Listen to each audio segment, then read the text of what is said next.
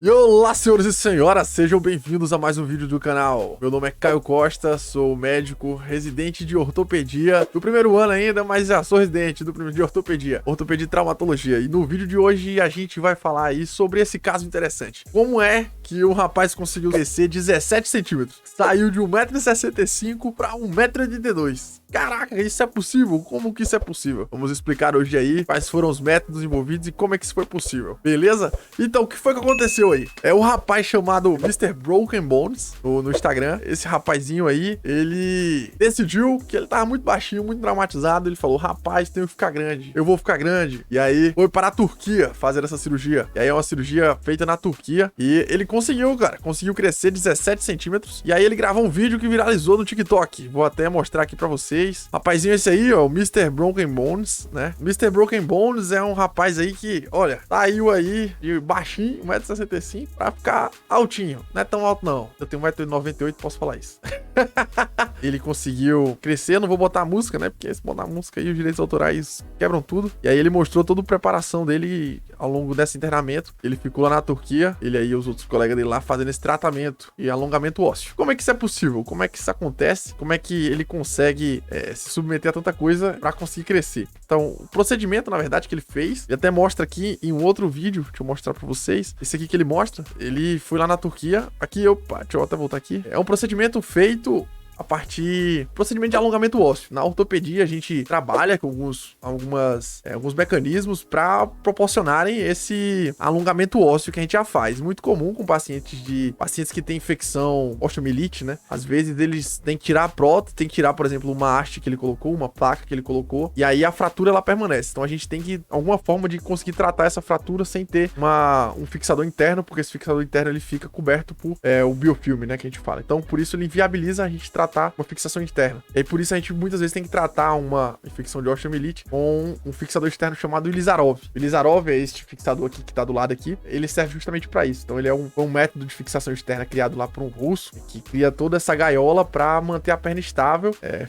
fixando a fratura, permitindo que o paciente ele consiga andar, consiga fazer as atividades aí do dia a dia, ainda ter mobilidade mínima com o uso do fixador externo. Não precisa ficar trancado o tempo todo. Então, pelo que deu para entender, né? Ele fez uma osteotomia do fêmur e depois foi da tíbia, né? Pela descrição que ele tem no site. Então ele colocou uma haste intramedular, alongou a musculatura por meio do fixador externo, que é um fixador aí que a gente não tem contato aqui no Brasil, pelo menos na minha residência a gente não tem contato com esse fixador.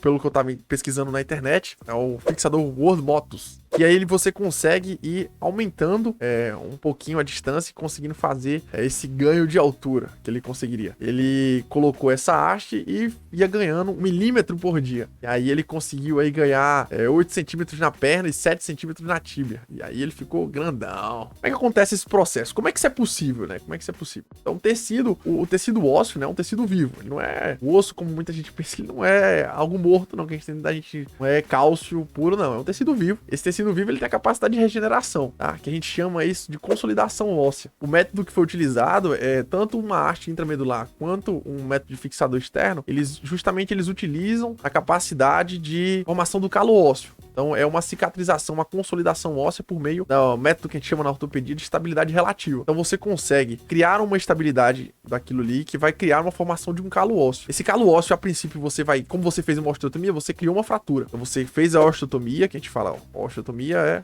ósteo de osso, tomia de cortar. Então a osteotomia foi feita a fratura, né? Imediatamente você vai ter um hematoma criado ali ao redor no osso. Esse hematoma depois ele vai virar um calo mole, que a gente fala, né? Esse calo mole ele não é inicialmente identificado por meio de radiografia, mas você já tem um início de uma organização tecidual para um início de uma formação ali de tecido cartilaginoso, tecido ósseo começa a ser formado, mas ainda não está plenamente desenvolvido. E aí depois é que você vai ver depois de alguns meses, você vai ter a formação do calo ósseo. Você já vai conseguir identificar ele por meio da radiografia, e aí depois que termina o calo ósseo é que você vai ter a remodelação óssea, que é quando o osso ele vai, digamos assim, ao longo de anos, tentar voltar para sua conformação original. Então, nesse caso do alongamento ósseo, o que você vai? Você vai ganhando aquele tamanho que você quer ali, e aí você vai ter todas essas fases. Enquanto tá tendo essas fases, a estabilidade, a capacidade do paciente conseguir andar, que tá sendo mostrado aí no vídeo, vai sendo por feito da haste. Então, a haste que foi colocada intramedular é o que permite que ele consiga andar, que ele consiga fazer as atividades do dia dele. Da mesma forma que um paciente que tem uma fratura, né? Então, paciente ele tem uma fratura aqui de fêmur e você coloca uma haste intramedular, ele também consegue andar no outro dia. Então ele anda no outro dia, só que a fratura ainda não tá consolidada, ela tá em início ali, tá se consolidando. Então ao longo do tempo ela vai se consolidando até que o paciente tem a consolidação total da fratura e recebe alta, por meio desse processo que a gente falou, da consolidação óssea. Então é um processo inócuo, né, gente? Todo mundo que acha, pô, agora eu quero crescer, eu tenho 1,50 m, meu Deus, vou ficar com 1,90 m. Não é assim, né, gente? Esse processo é um processo extremamente arriscado,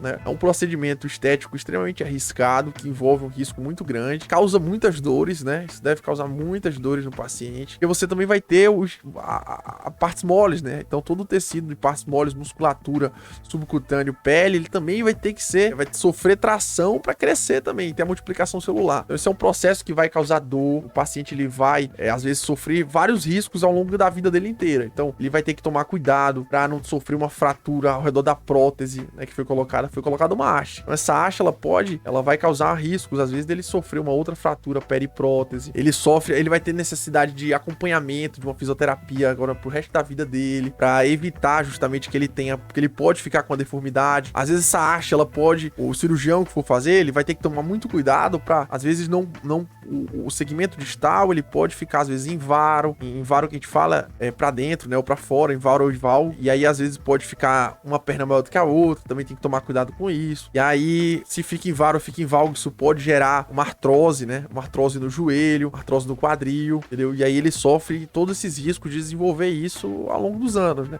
que ele vai ter uma grande chance disso. Então tem todo esse contexto, isso contando que ele tenha passado por todo um processo extremamente demorado, extremamente custoso, que vale aí milhares de dólares, né, reais, assim, milhões de reais, pra se conseguir crescer, né? Às vezes era muito mais saudável ele ter aceitado a altura dele do que passar por toda essa luta aí pra tentar ganhar alguns centímetros. Mas aí o nosso Mr. Bronco Bones aí tá feliz da vida aí no Instagram, comemorando pra cima e pra baixo. Vamos ver aqui o Instagram do homem. Saiu de 1,65 m pra 1,82 m. Esse cara tá feliz demais, mano. E aí, conseguiu ficar grande, olha aí, tá gigante.